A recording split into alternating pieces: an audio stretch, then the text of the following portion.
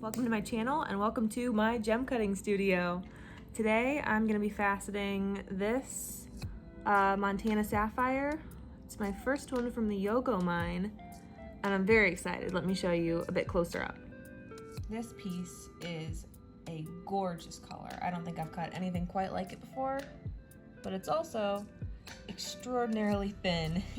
I measured with calipers a few minutes ago and it was 1.9 millimeters thick. I'm pretty confident that I can cut a gem out of that. A lot of the material from the Yogo deposit in Montana is either small or thin. It's very hard to come across big pieces of this stuff. And honestly, I'm excited I got this piece. Let me see if I can weigh it for you guys and give you a starting weight and then show you what the process is like to facet a gem like this. 1.9 carats. Not bad at all. Hopefully I'll get about a ½ carat piece out of this. Maybe a bit bigger since I'll be doing a tablet cut. I won't lose nearly as much weight as normal. A normal yield for a gem is about 20%, I would say. It depends on whether it's a commercial cut or a more precision cut, but 20% is a pretty good average. Sometimes I get 40 to 50 out of stones like this though, so we'll see. Fingers crossed. Here's the calipers reading 1.9 millimeters. And that's honestly being generous because it looks thinner in some places. I'm excited to see what I can do with this. I love a challenge. Let's get started. All right, let's get the faceting machine set up and ready to go. Step one is going to be putting a flat face on this stone so that I'm able to attach it to a dop and actually attach it to the machine.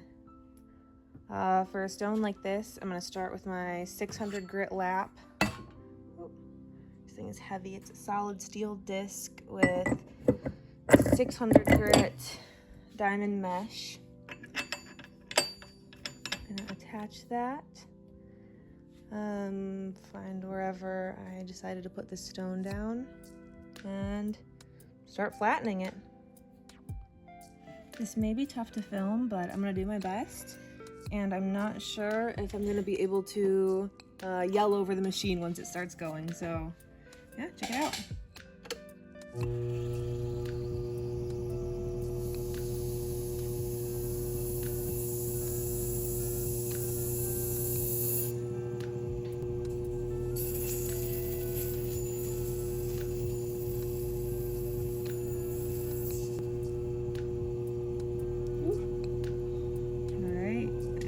Starting to get there. This probably will take a layer off my fingers if you were wondering.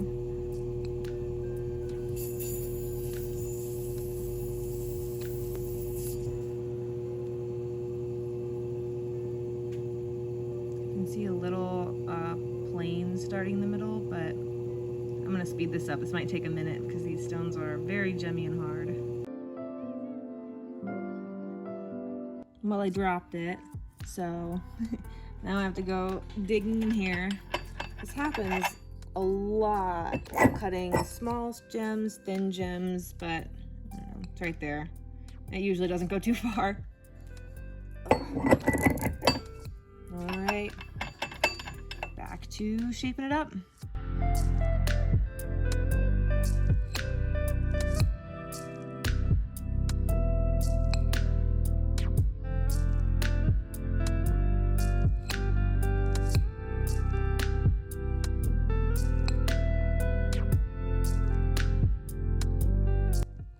Alright, here she is. We got a nice flat face to dop on. I shaped up a tiny bit. I'm gonna try to stick as close to the natural shape as I can. And yeah, I didn't take too much off of the depth, thankfully. So next up is attaching it to a dop. My dop station is so ugly right now. YouTube is gonna hold me accountable because I have to clean it. Be right back.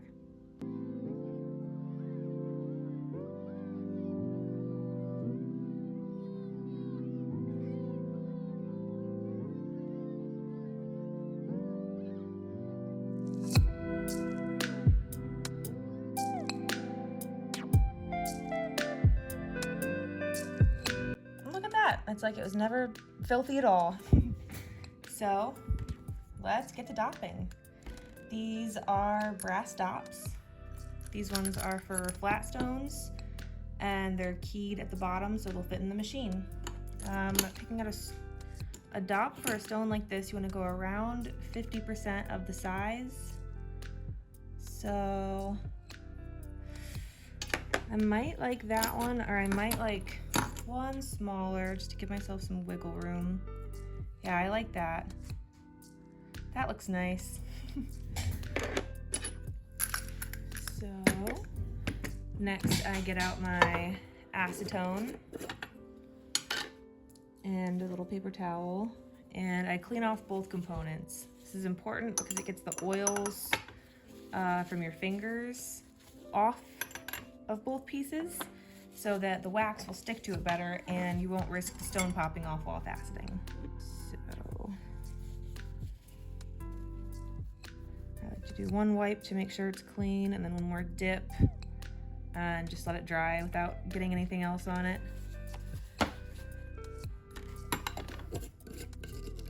Next, we actually start dopping.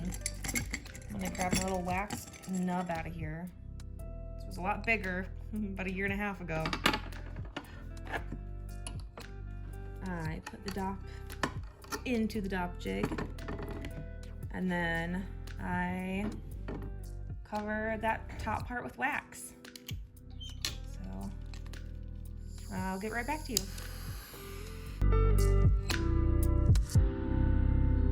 Now that I got the wax on there, the next step is to use this ratty little sticky dop to attach my stone to here. I'm gonna time lapse this whole process because it can be painful. Sometimes it's 5 minutes, sometimes it's 30. Hopefully this time it'll be 5, but I'll get back to you as soon as we're ready to actually stick that dop in the machine.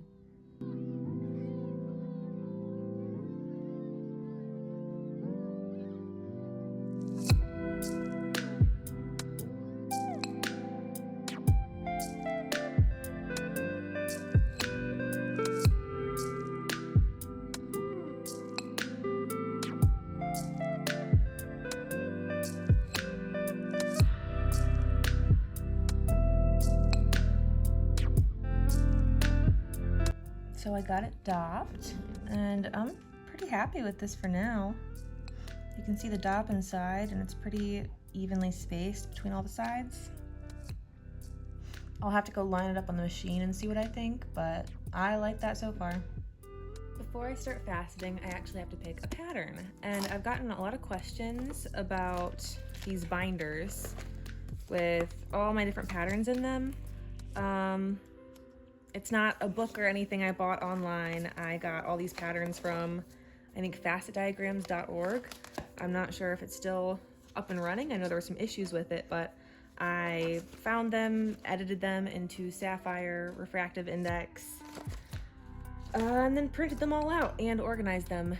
And I have 3 binders by now because I have changed my faceting style, I guess, and needed new patterns, but this is what I'm thinking for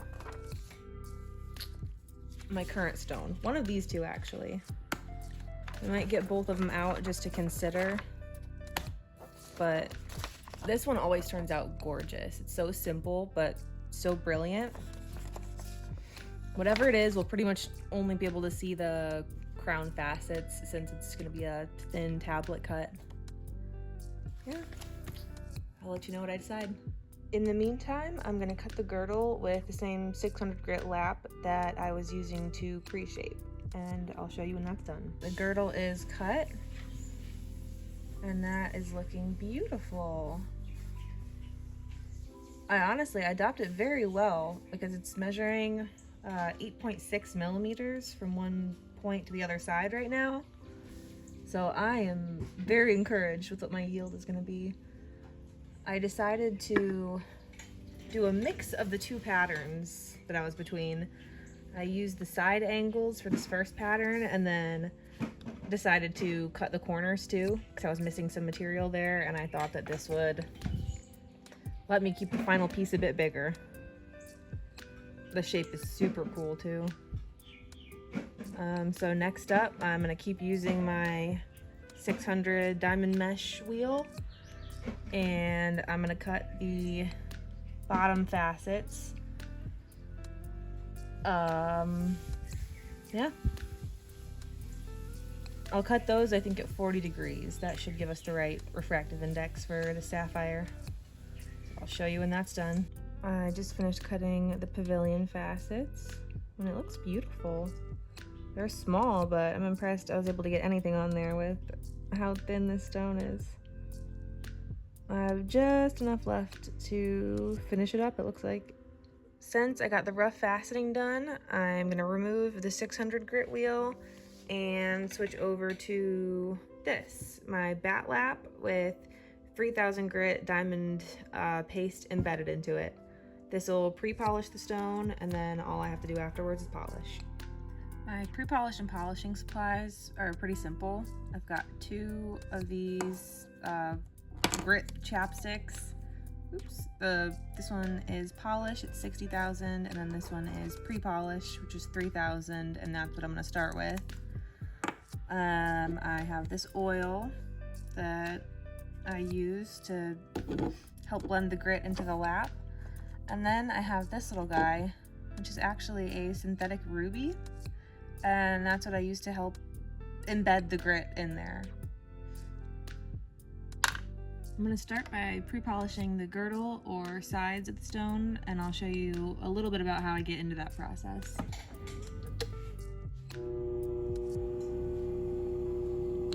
So I take my 3000 grit chapstick, just rub it on the wheel. I get a strip of paper towel and some of this oil, and just kind of blend it until it feels about right.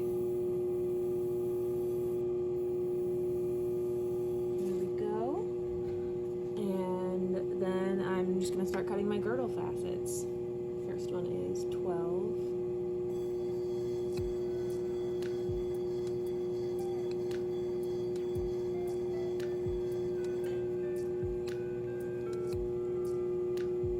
So that worked. I try to keep it even with these facets, so I did 12 swipes on that one, so I'm going to go ahead and do 12 swipes on the rest.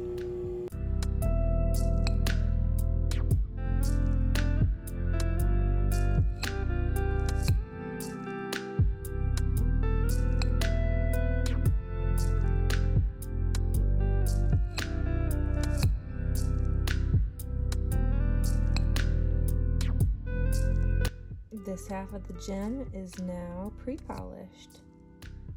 It's shining up nicely, and the next step is to polish it with my 60,000 grit diamond paste. Well, I got the pavilion polished, and now I'm trying to decide how I want to finish this piece. I would usually, grind down all of the little bumps on the back and make a flat polished table, but since this piece is so thin, I kind of want to leave the natural texture. I've wanted to try that out for a while and see how it looked, and I can always go back and add a table, I guess. I don't know, I'm gonna think on it for a second and I'll let you know when I make a decision, but it's looking beautiful already. I think I'm gonna leave the natural texture side on this stone. I think it's so cool. I think that the couple facets I got on the pavilion will kind of frame the texture. I think it'll almost make it look like a painting of ripples or a river or something. And I can always go back and add a table if I hate it, but I can't go back and put that back on. So I'm gonna see how it turns out. I'm too curious. The stone is too perfect. Let's give it a shot.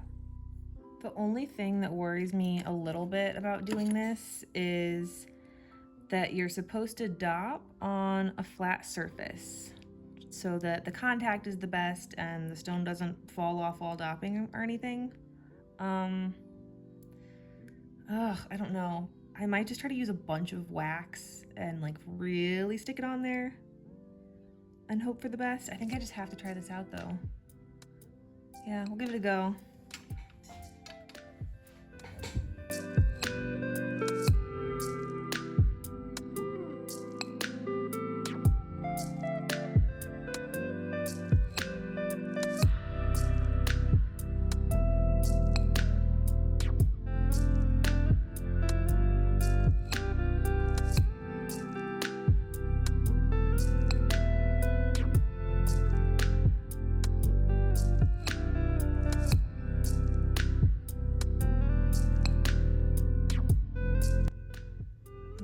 gemstone is transferred to the second dop, and it's time to cut the crown facets, or the top of the stone.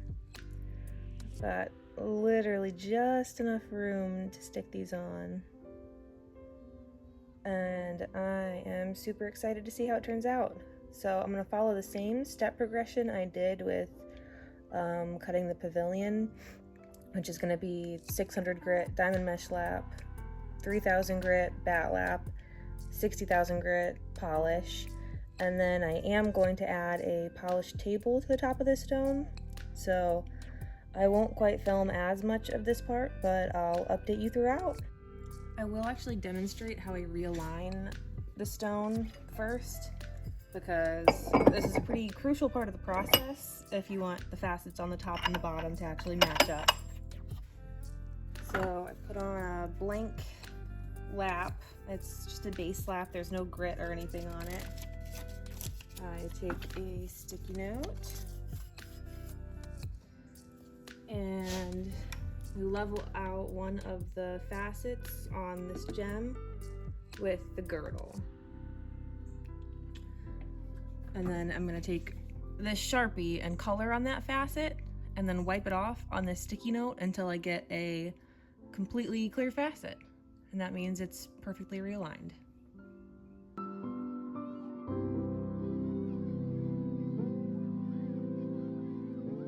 It's kind of hard to see, but I got it. One of the facets wiped off perfectly, and it's time to start cutting the crown. This is after cutting the crown with 600. This is after pre-polishing with 3000 grit. I added my second tier of crown facets here, and now all that's left is to polish. This is after the crown facets have been polished with 60,000 grit. And now I'm gonna get those last few little divots out, polish the table, and take it off.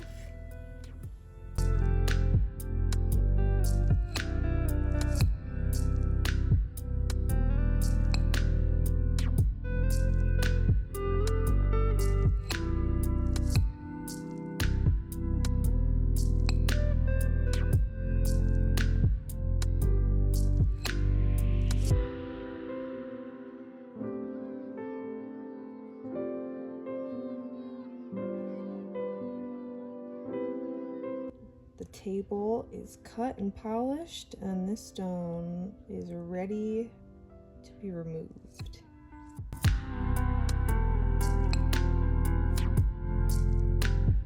All that's left is to wait for the acetone to soak that wax off, and then we can see how this guy looks. So remember when I said the starting weight of this stone was 1.9 carats, and I was hoping for about a half carat?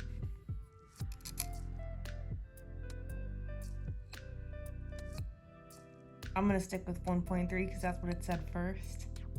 But that is crazy. That is a 68% yield.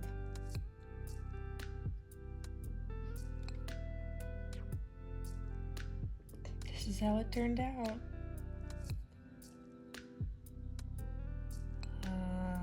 That is even cooler than I thought that idea would be. Wow. Still pretty much just as thick as when it started. Oh, it even looks cool from that side.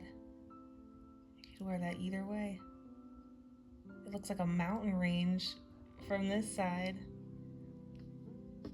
And then it looks exactly like I hoped, like water in a frame. How beautiful.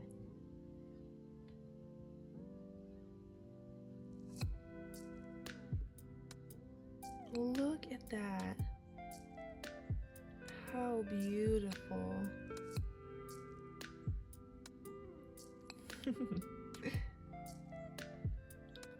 Does it look like a dragon scale? Am I right? Or does it look like something else? Leave a comment and let me know what you think this looks like.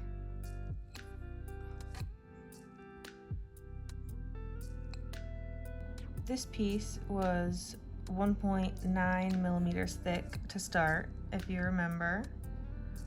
So I want to measure it one more time and see where it ended at. Oh, wow.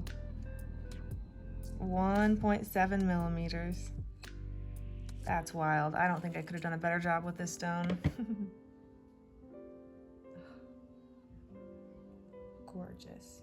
I'll take a few clips of this in the sun, hopefully in a day or two, but I'm so excited. I don't know what I'll do with it, but I'm thrilled. I think it's a very cool first Yogo Sapphire. Let me know what you think.